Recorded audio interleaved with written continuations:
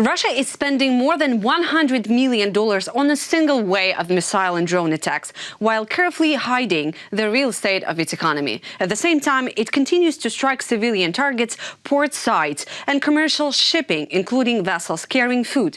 Odessa has been hit again, even as talks about peace continue, showing that Russia is escalating whatever its missiles can reach. A ceasefire by Christmas now seems increasingly unlikely. So where does this moment in the war lead? With me right now is Caolan Robertson, an Irish journalist and documentary filmmaker who is actively covering Russia's war in Ukraine. Caolan, it's always my pleasure. Hello. Hi. Thanks for having me. So let's begin from the peace talks. I think it's everything that's going on right now very actively and dynamic. So the main question is Donbass. The United States is suggesting to make a demilitarized buffer zone in Donbass, while Russia wants to stay there and only Ukrainian army is withdrawing its soldiers. What is your take on that suggestion at all? Any suggestion of a DMZ inside Ukrainian territory is completely ridiculous. A DMZ could actually work, but it would have to look like this. It would have to be a DMZ inside Russia's original borders before 1991. That could work pretty well. They've got plenty of North Korean soldiers lying around that know how to build a fence. Maybe they could help make it and run it. And that is actually the only fair DMZ that should possibly exist. Invading a country, stealing their land, and then offering very kindly to hold it and build a fence there is ludicrous. Russia's also said that they want some sort of Russian-appointed local police to patrol the DMZ, a bit like the Donetsk People's Republic, which is a paramilitary group. So they want to have a DMZ, which is a demilitarized zone, run by paramilitaries, which is the first time I've ever heard of anything like that before. And it's just completely ludicrous. So any suggestion of a DMZ inside Ukraine is just the most silly idea. Unless it's within Russia's territory, that could work. It's obviously not what Russia would accept. But this is also just about delaying tactics as well. It's just about getting the United States to wash their hands of this, getting Trump to wash their hands of this, pretend that there's a border that's going to last. This is just, again, going to allow Russia to reamass their army and try and do exactly what they did again in 2022. So if Ukraine going to agree to that kind of compromises, it's going to be only a pause between before the next phase of the war? Yeah, of course. This would just be Russia pretending that everything is going to stay how it is, that everything is going to be fine. It would also include Ukraine disarming, lowering the size of their army, making massive concessions, not joining NATO, and basically being neutered so that they can take this country more easily. Maybe it'll be 2027, maybe it'll be 2030, but that's always been the plan. That's why any idea of a DMZ should be rejected immediately, unless it's within Russia's borders. That would work perfectly well if it could contain Russia, not Russia's original borders, back in the 1300s, which were actually pretty tiny, just around the sort of swamp city of Moscow, but the borders before 1991. That's something I think a lot of people could get on board with. And just days ago, I was at the off-the-record press conference with the Ukrainian President Zelensky, and the main message was regarding that buffer zone on Donbass, which America trying to sell as the free economic zone or just economic zone, which basically the same. It's just demilitarized zone where Ukrainians withdrawing the army and Russians are staying. So he said that none of these ideas Ukraine will agree. So basically, it will not work for Kyiv at all. So we'll see. I think they're just actively trying to push back that idea to change something. I don't know. But looking at this, all the process that's happening in Berlin, in the Brussels, do you feel that European leaders somehow trying to avoid any straight clashes with the American president and administration with Witkoff and Kushner just because they're afraid of losing U.S. support and a presence in the negotiation process? Yeah, basically. I mean, the approach now from the Europeans when dealing with the Trump administration is just to do as much flattery as possible, just to try and make him happy, tell him how great he looks, how fantastic and how smart he is. These are basically the extent of so many of these conversations that are now happening on the phone with him. I think the European leaders are at a point now where they think that they're maybe going to get the bare minimum from Donald Trump in helping Ukraine, but they've upped a lot of their support recently to fill in the gaps that America now has with its aid. So it's at a point now where the relationship is probably the most unstable than it's been since World War II. There have been these conversations between the Trump administration and Moscow in private that are total betrayals of Ukraine, that European diplomats only found out about because some of it had been leaked to local press in Germany. And it shows a complete breakdown of the whole relationship. So I think there's not a lot of trust between the two sides right now. And European leaders are now basically trying to figure out how they can protect European defense and Ukraine without the United States. Those are going to be the conversations moving forward, because all of this disruption, this total chaos, has only happened within like 11 months of since Trump's inauguration. It's still been less than a year. And all of this has happened. There's still another 3 years minimum of this. And I think that's where that's where European leaders are looking at it. You know, yesterday I've heard I think smart idea from one of our Ukrainian journalists and analysts when he said about the security guarantees from the West to Ukraine. And he said, I don't see any point of everything that is happening regarding security guarantees when Russia has a nuclear weapon. Yeah, and it's like the West seem to forget that we also have nuclear weapons. Britain has nuclear weapons and America has nuclear weapons. But not the equivalent of Russia. America could destroy Russia 600 times over, the planet 600 times over with the amount of nuclear weapons they have. And they seem to forget it. The Trump presidency seems to forget it every single time he talks to Moscow. Russia are not going to launch nukes into the West. Russia are not going to launch nukes anywhere because they know, Putin knows, it would lead to the destruction of Russia within minutes. That's how mutually assured destruction works in the nuclear age. So people just need to stop listening to any saber rattling whenever Russia says they're going to launch nukes. Russia said they were going to nuke the world when Finland said they were going to join NATO. Russia said they were going to nuke the world when Britain offered to send tanks back in 2022 to Ukraine. Every single time, 30 or 40 times, Russia has threatened that they're going to nuke everyone. They've done great big graphics of nuclear tidal waves swamping over Britain. And it's just nonsense. It doesn't mean anything. It's just Kremlin propaganda to scare people. But on top of that, security guarantees are basically meaningless anyway. This country was given security guarantees in 1994 in the Budapest Memorandum, and it was betrayed. Those security guarantees promised Ukraine sovereignty and protection of its original borders. That was abandoned in 2014 when Russia stole Crimea. It was abandoned in 2022 when Europe didn't step in and fulfill those promises. So I don't even think those guarantees are that useful anyway. They'll just erode over the decades. The only guarantees right now that will stop Russia continuing its invasion is for Ukraine to continue doing what it's already doing in the last few months, which is hitting Russia's oil industries, hitting Russia's economy, hitting Russia's oil exports, and crippling its financial ability to fight this war. That's the best security guarantee for Russia to be unable to do it, because the West has shown over and over and over again that they can't fulfill their promises. Yes, absolutely. And we will get back to that point in a minute. But I want to say that Odessa is being hit by Russia very, very heavily with the missiles, drones in the recent days. And yeah, it's constantly under Russian attacks, but this time it was super, super aggressive. Why do you think in the middle of peace process Russia is doing that with Odessa, with the port city? Well, Russia wants to cripple Ukraine's ability to be able to export food. And if you're any sort of organization that cares about world hunger, starvation, you should be outraged by what Russia is doing right now. They're trying to stop this country, which supplies so much of the world with grain, with food, from sending that aid, when the fall of Assad happened, this country sent thousands of tons of wheat to Syria as aid. This country sends a lot of food to Africa. And if you look at the pictures of the trucks that were loaded into those Turkish ships that were hit a couple of days ago in Odessa, they were filled with tomatoes and they were filled with fruit. And that's what Russia is targeting. They don't want Ukraine to be able to financially support itself in a lot of ways as well. That's why they're hitting Odessa, because it's where its exports come from. But again, this is also something that Russian propaganda put out back in 2022.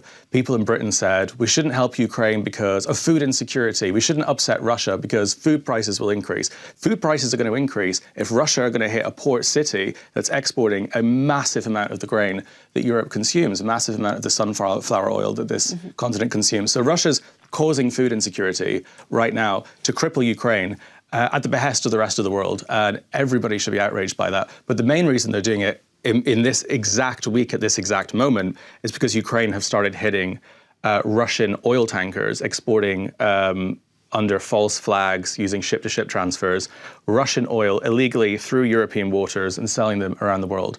Those are legitimate targets. It's oil. It's oil that transfers to blood money that pays Russian soldiers' salaries, that pays for weapons and missiles to be flown into this country. They're legitimate targets. And so Russia think now is a great time to hit food coming out of this country. The two aren't comparable, but in a lot of ways, Russia will call this a retaliation. So, Caolan, you are actually in the process of publishing your documentary regarding a shadow fleet. And now the European Union will give its EU members the right to board ships that are suspicious under the false flags with the false documents or threatening the underwater cables. Do you think that actually it's going to help somehow to stop all this so-called shadow fleet process of Russia? Yeah, the shadow fleet is paying at least a third of Russia's economy, of its oil industry. Russia is an oil country. That's where they get all their money from. And a massive amount of it is done over the sea. It's done through their oil tankers. And they've used lots of different ways to try and hide this. They've used ship-to-ship transfers. They've hidden the identity of the origin of these ships. But all of these ships, most of them, go past European waters. If you're a Brit, if you're someone from Spain and you're on holiday in Italy and you're actually, that is the wrong country. If you're in Europe and you're having a vacation on a beach on a Greek island, it's very likely you'll see Russia's war machine sail straight past you, carrying hundreds of billions of dollars a year worth of their war machine. And this has been allowed to continue for 4 years. There have been minimal sanctions by the European Union on these ships. They're very, very, very easy to tackle. You can crack down on ship-to-ship transfers. You can sanction the companies that service these ships. You can individually sanction the captains that sail these ships. A lot of these captains are based in Europe, but there hasn't been enough. But Europe hasn't done even slightly as much as it needs to deal with the shadow fleet and to put sanctions in place. And that's because Russian money pollutes European politics. There's too much money in it. Belgian banks are full of Russian money. It's one of the biggest deposits of Russian assets. Members of European Parliament went to jail this year because it was found that through WhatsApp they were directly taking Russian money. So the European Union has had 4 years to put sanctions on these ships, and they haven't done it. So now Ukraine's putting their own sanctions, and that's by hitting these ships directly. And they're legitimate targets. These ships are carrying the money that pays for soldiers to kill people in this country. And it is absolutely fair game. And again, anyone in Europe who's complaining about this should complain to their politicians that let this happen for 4 years, because this could have been done much more easily. Those ships could have been compounded. Americans right now who are complaining and saying this is escalation haven't complained last week when the United States raided ships off Venezuela. They released the videos of it, of Black Hawk-looking helicopters, American soldiers coming down and compounding these ships that were sanctioned.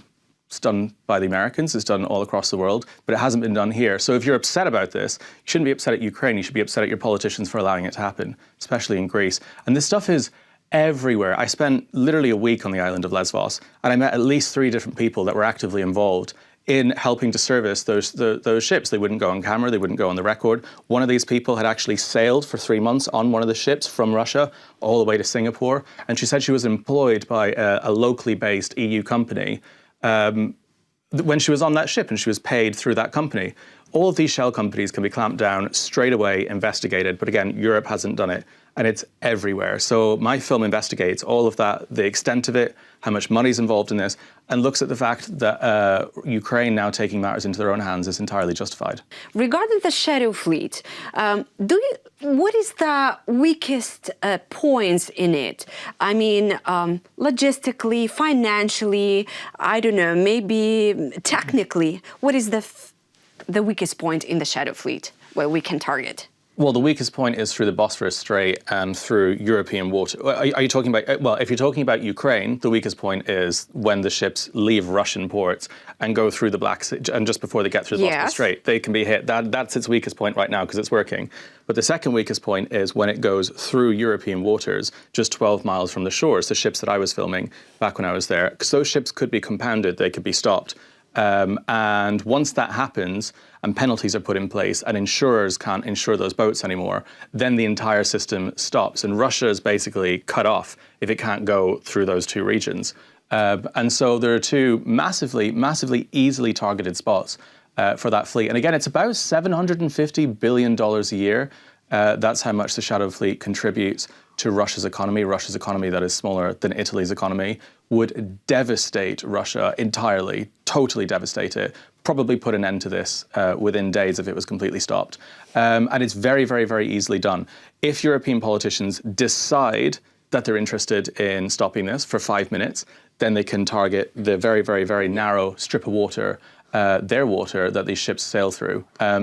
So it's super easily done. Let's talk about the NATO membership of Ukraine. President Zelensky officially said that he's ready to compromises in that matter in exchange for security guarantees.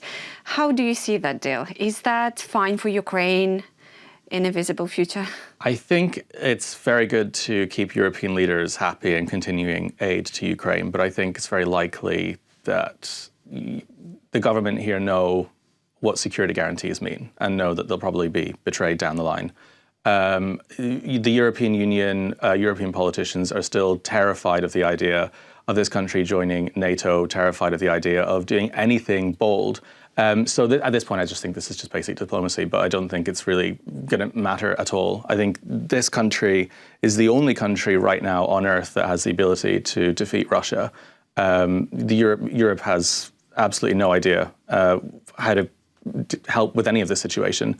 I think this is just basically nice language to maintain relationships with European leaders, to say, okay, look, we don't want NATO. Sure, we'll take whatever you want. Was it a security guarantee? Perfect, we'll have it. We'll have whatever you like. We'll have this on this side, that's fine. But just please continue to be a good partner. I don't think it really matters. There are no security guarantees that the European Union would be willing to even implement if Russia were to continue attacking. I mean, I think if Russia were to attack Estonia, I don't think Article 5 would even be implemented. I don't think Europe would do anything, really. It's in a very bleak situation. I think it's a kind of a risky thing for us. It's hard. I can't speak on behalf of Ukrainians. I just see NATO as inept at this point. I don't see NATO as something that would be very helpful for Ukraine. You know, NATO couldn't shoot down 19 Russian drones over Poland. This country has up to 700 drones over its skies some evenings. I don't really see how NATO could do anything. Are NATO going to start long firing and shooting into Russia, into Moscow? I don't think so. I think the world has seen NATO act minimally, do almost nothing in the last few years. So I don't see membership even helping that much. It would be, again, I don't want to speak on behalf of Ukrainians, so I don't know the thoughts of the entire government. But they just seem inept. I don't think they will really make much of a difference. So basically, it seems like NATO overestimates its power, its strength. I mean, the training exercises that I watched in Estonia that were done by NATO, British and French forces, I mean, they were using tanks, driving them into fields and shooting them into the forests, tanks that would be taken out in probably 15 seconds by a Russian teenager with a FPV. It's not really that exciting. I mean, it looks great. The tanks are very loud. You know, it's all very bold. They got the British flags on them. Not really in any way ready for the Russian threat. Even modern warfare, this country knows how battles are fought in 2025, which is drastically different to how they were throughout every war that Britain or America has been involved in the last 30 years. And that's a drone war that's changing every single day. This country knows exactly what it is at the cutting edge. NATO sending a couple of tanks in absolutely would have no impact. So it doesn't seem like a very helpful thing to have. And I saw that in Estonia. The Estonians themselves that were working with Ukrainian drone units and developing their own drones and FPVs all across the Estonian border, they were pretty good. Actually, they were more on it than the members of NATO that I spoke to, because they were learning directly from Ukrainian intelligence how to fight Russia and how war is being waged right now. Britain doesn't. America right now have just released a new drone program saying that they're about to procure, 1 million of these drones. They cost $70,000 each. They can fly, 15, 20 kilometers, and they're really taking the Russian threat seriously. These are drones that Ukraine can make for $100 that they have been doing for 2 years. It's completely separate worlds. So I wouldn't rely that much on And NATO. When we're talking about fighting with Russia, it's basically not only Russia, right? It's Iran, it's North Korea, it's China. Unfortunately, it's not only Russians we're right now at this stage when we're talking about the Russian threat. It's much more countries behind that. Yeah, and it's really sad as well. I mean, I talk about this. This is like having this a World War II situation where you have an axis with no allies. It's an axis power with North Korea, Iran, Russia, and basically China at this point, all coming together doing giant military parades in Beijing, versus basically at this point just Ukraine. And it would be, again, a World War II situation without Britain and America coming together and France coming together. And that's the most damaging, most ridiculous part about this, because Ukraine is Europe under attack from an axis right now in 2025. But I mean, to be hopeful as well, this doesn't mean I'm saying everything's over, this is really bleak. I'm 100% confident in Ukraine's ability to destroy the Russian economy and to stop this happening within 6 to 12 months. It is possible if the refineries that are being hit now, which take years to repair, continue to be hit at the rate they're being hit. If these boats continue to be hit that are carrying Russian oil, there is a very, very, very real opportunity that Russia goes bankrupt to a point it cannot continue paying these salaries. It cannot continue firing hundreds of millions of dollars of missiles a month into this country. And that's a very, very, very real possibility. And Ukraine will have done that basically themselves through their own innovations, through their own technology. So nice talk with Europe is great, saying, okay, sure, we don't need NATO. It would have been really nice, but, it's fine. We don't need it. Okay, security guarantees. Thank you. We've never had those before. It's very kind of you. In the meantime, they're like, okay, let's build the missiles and let's hit Russia where it hurts. When, in general, you look at the situation on the front line, in the sea, and all this negotiation process, where do you think we're standing in the war, in the Russia's war? Well, it's changed a lot. Ukraine has gone from fighting just on the front lines to Russia to firing inside of Russia to now hitting Russia on the sea and in the air. They're taking down a lot of their jets. It's an extremely good momentum, and it's an extremely different stage of warfare now against Russia, to which I think will have a really successful outcome. I mean, I think it's morphing and changing every single month. But what Ukraine is willing to do now, without really massive international condemnation, shows that Ukraine has the ability, confidence, and support to do whatever it wants. I mean, I would say 2-3 years ago, if Ukraine were hitting Russian oil tankers in the Black Sea, the Americans, the Brits, everyone would have condemned Zelensky. They would have said he was warmongering. They would have said that this was escalation. There's actually been almost minimal backlash towards this, except for Russian propagandists. And that shows that Ukraine has been unshackled in so many different diplomatic ways and ways of defense that puts it in a very, very strong position.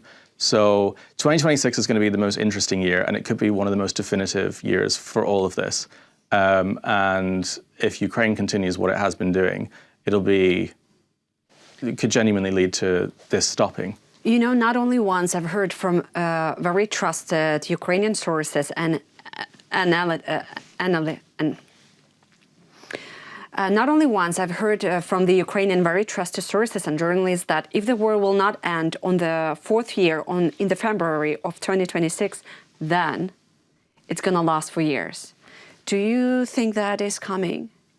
Something has to give. I mean, Ukraine, again, doesn't have the same manpower as Russia, but Russia's economy will run out at some point. Analysts put it at some point towards the end of 2026 with current rates. I mean, they're rating their own banks, they're rating the top 10, they're rating some of the top 10 most successful companies in Russia are also hemorrhaging staff. They're making massive layoffs. They're digging into their gold reserves, which is only something a country does when it is absolutely desperate at the last second. Gazprom are releasing statements showing they're having financial problems.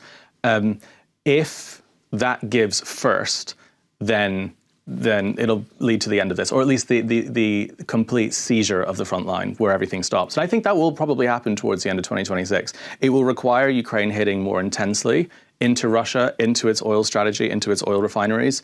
But Ukraine has already announced that they're looking at doubling the production of the missiles that are hitting these sites, and Russia doesn't have the air defense to stop it. So I'm pretty hopeful that Russia's economy will completely seize if this continues. I don't think by February. I think probably it will. Most analysts have put it. I think Bill Browder as well put it towards the end of 2026. But that is a very, very real possibility. This time we're sitting here next year, and it could happen. There could be runs on the bank, queues outside of ATMs. And this has happened before. People like to say, oh, Ukraine's a new country, Ukraine's a brand new country, Russia's a brand new country, Russia's 30 years old. And the collapse of the Soviet Union could happen again, and it could look exactly like it happened before. People think of it as this giant, inconceivable thing. Russia financially collapsing? I've never heard of such an obscure, it sounds ridiculous. Well, Russia collapsed 30 years ago. and if the same type of collapse were to happen, then places like Crimea could be places Ukrainians could walk into again. It's a very, very, very real possibility, but it would require the economy to go bankrupt. It's possible, though. Caolan, during the last months, I see more and more often in the Western media how the journalists are writing openly that West was not helping Ukraine enough. And I remember I was sending you the article from the Times from Edward Lucas, who was saying, sorry, Ukraine, we've treated you shamefully. Do you think we can describe that the West behavior like this towards Ukraine during the last 4 years? Yeah, this country has been drip-fed what it needs very, very, very slowly. Everything was too little and it was too late. There were great promises at the beginning, the coalition of the willing, great language, great wording. But when it actually came to what arrived in this country, it was a tiny percentage of what was promised, and it was months too late. We allowed Starlink to be turned off when the Ukrainians were going to do their assault in 2022. Intelligence was cut off briefly. Congress were still arguing over support for Ukraine, which meant that this country, for an entire period of 2023, had all aid stopped. And any Western leaders that were involved in that should be ashamed of it. And I don't know how Ukraine can forgive, once this is over, that entire situation, because it could have been so easily avoided. It was always too little and always too late. And I always see this in the language in my comments as well, and from so many messages I get from Americans and from people in the UK. And I spent, a lot of my life in the UK and felt so ashamed to even have lived in a country and been part of a country that could have done so much more, but didn't. And I read all these comments from people saying that they feel so ashamed and so annoyed at their own country for not giving Ukraine what it needed, because this stuff was gathering dust, old weapons that we weren't using, old weapons that Americans weren't using, that could have been sent here immediately all at once, and they weren't. And there's no excuse for it other than cowardice in a lot of ways. They didn't want to upset Russia. They wanted to say the minimum to please their voter base, and that was it. And it's one of the greatest shames. But Ukraine realized that at the start of this year, and that's why they started developing their own weapons and realizing, if we're going to be drip-fed this stuff, if this stuff is going to be cut off at the last second, if we're going to be cut off completely, then we're going to have to figure it out ourselves. And that will be something that Europe will have to hang its head in shame with for decades, just like any country that didn't help defeat the Nazis in World War II. Shameful. Yes, absolutely. And in addition to that, I would like to say that Zelensky said to Ukrainian journalists that actually those drone provocation of Russia into the NATO countries actually unfortunately worked. Because after that, the European capitals started to look about and care about their own safety much more than about Ukrainian ones. And yeah. Which is the most ridiculous way of thinking about it. If you have a country firing 700 drones a night and you can shoot 3 of them down, the only way to stop that country from doing the same to yours, from firing these drones into Warsaw, into Berlin, is by giving the country that knows how to shoot them down the things they need to shoot them down before it gets to your airspace. So they can take that approach if they want, but it'll be at their own peril. Because if Russia one day decides that they want to start firing drones, which they will, which they've promised if they want, Russian propagandists every single night talk on television about destroying Berlin, about destroying London, about firing drones into Warsaw, then these countries will have to look back at these days and say, we could have had the Ukrainians do it. They offered to do it. We could have given them what they needed, but we didn't. And now we can't even handle it ourselves. So that's done at their own peril. And every single politician that made that decision will have to live with that. Don't you have an impression that the West would like to create a buffer zone? Not the one that you suggested on Twitter, not the one that actually discussing right now, but from whole of Ukraine. I mean, wouldn't be that convenient for the West that all Ukraine is a buffer zone? Yeah, I've seen some rhetoric talking about that. But if the West ever, or any countries or politicians suggested turning Ukraine into a buffer zone that would hold off the Russians, basically sweep their problems under the rug, it would basically undermine any legitimacy of any Western country forever. NATO, all of it, would be illegitimate, because if they allow the largest country in Europe to be sawed up, carved up for their own convenience just because of Russia's threats, then it means that they're completely inept, and it means that they're unable to defend anything in their own territory. And they're happy to throw their allies under the bus, allies that they promised security guarantees 30 years ago. So that would send a message to the rest of the world that Europeans have no interest in their own defense. And it would be ridiculous and the ultimate betrayal. And I mean, anybody suggesting that should be publicly shamed. I mean, carving up a sovereign country like that just to sweep your problems under the rug, it'd be insane. Yes. Do you feel that like Western fear for Putin, especially of using a nuclear weapon, became their own mental prison? Yeah, well, a lot of these politicians are very old. This was what Biden was really worried about. Biden grew up during the Cold War days, and so he had this paranoia of hiding under the classroom desk. You know, Russia, the big scary bear, at any second someone could push the wrong button and the whole world's going to be destroyed. This was a mentality of a lot of people that grew up during the Cold War. And a lot of them still have it. That's why they're still terrified of this nuclear threat. But that doesn't exist anymore because everybody has nukes now. Nobody's going to be firing nukes into London unless they're going to be completely annihilated. It's completely ridiculous to even suggest that. I mean, it actually is, but it comes from that mindset. And it's really selfish, and it's just nonsense. I mean, Russia isn't going to do that. This is the idea of a Ukrainian recent movie, You Are the Universe. Have you seen it? Not yet. Yeah, it's an amazing one. Yeah, I'm promoting. So it's an amazing movie, and the main idea is that everybody is using a nuclear weapon, and there is no world anymore. And those who were in space, those just who survived. Yeah, Putin's insane, but not that. Like, he's not going to completely destroy the whole of Russia for what? So he can get Ukraine? No, I think he's, he wants to be in the history. And if the humanity will be destroyed, he will not stay in the history. So that's true. There'll be no history. No one to read the history. Yeah, right. There was information in the European media saying that Giorgia Meloni was pushing on Ukrainian president to take the compromise from the United States. Why do you think the Europeans may push us to that concessions? Because they're tired of this war, or why?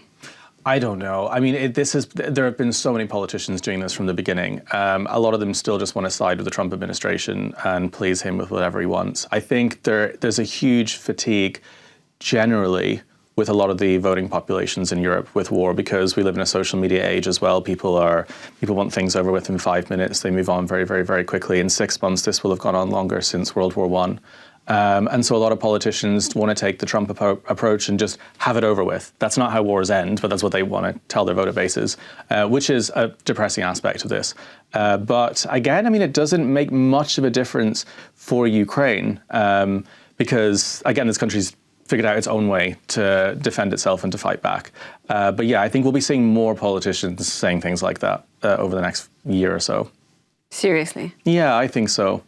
I mean, this is just how it's been happening over the last couple of years. I mean, it's depressing, but especially more right-leaning politicians who want to repeat his rhetoric. A lot of the right-wing politicians in Britain as well are been saying exactly the same thing, and just having all this over with, siding with Trump, pushing Ukraine aside. But fortunately, it's still the minority. Yeah, I think some of them are annoyed of this war, some of them brainwashed with Russian propaganda, and in total we have people that are talking stuff like that you have to take all this terms and conditions that are not in favor of Ukraine. Yeah, the propaganda works very, very well as well. You know, this country doesn't put out propaganda, pro-Ukraine propaganda every day. It doesn't need to. Propaganda is about lies, doesn't need to do the same thing. But slowly over years, Russia's invested billions in this, and it seeps into its politicians' news feeds. It seeps into everybody's news feeds. We saw this with people like Phidias, the MEP, who was putting out Russian misinformation, who Elon Musk retweeted 2 days ago and said he should be the leader of the European Parliament. We've been seeing this constantly for years, and slowly it seeps in and slowly it works. But not always. A member of European Parliament was jailed just a couple of months ago, Nathan Gill, for taking Russian money and for doing this. Elon Musk is another case. He's volunteering. Those guys was bribed, and this one, no. Well, maybe. I mean, we don't know. We don't know. Okay. But yeah, that's true. Well, Elon Musk wants to undermine the European Union. Elon Musk wants to undermine Europe overall. Yes. Because Europe doesn't like cowboy-style misinformation all over its news feeds and wants to actually clamp down on misinformation on X. So obviously, Elon wants to destroy the whole of the European Union by putting a prankster in charge of it. But still, if the Europe was not ready to confront Russia when Ukraine was stronger and more united, why on earth are we supposed to believe to them that they will protect us afterwards when we feel much more exhausted? Well, I don't think that Ukraine has any obligation to. I think, again, maybe they could drip feed some stuff back to Europe if they need any help, like Europe did. Maybe they could send them the wheel of a tank once a week, or like a turret in the post, a Nova poster to Berlin. Maybe we could do the same thing and say, "I'm so sorry, there's something wrong with the logistics right now." So maybe it got lost in the post. But no, I mean, it's depressing, and I think Europe will really, really, really regret not doing everything it could have and should have to help this country. Do you see any sense that Ukraine actually moved on mentally, psychologically, and politically from the relying on the West support? Of course, this happened about a year ago, I think, or maybe a year and a half ago when Congress blocked aid. Yes. It started again in 2022 when Starlink was shut off. It started when when Donald Trump said, when he was inaugurated, that he wasn't going to send restocks of the Patriot missiles for air defense. The idea that a country would give you an air defense system that only works with a certain type of ammo and then say, "Oh, we're not going to give you that ammo anymore."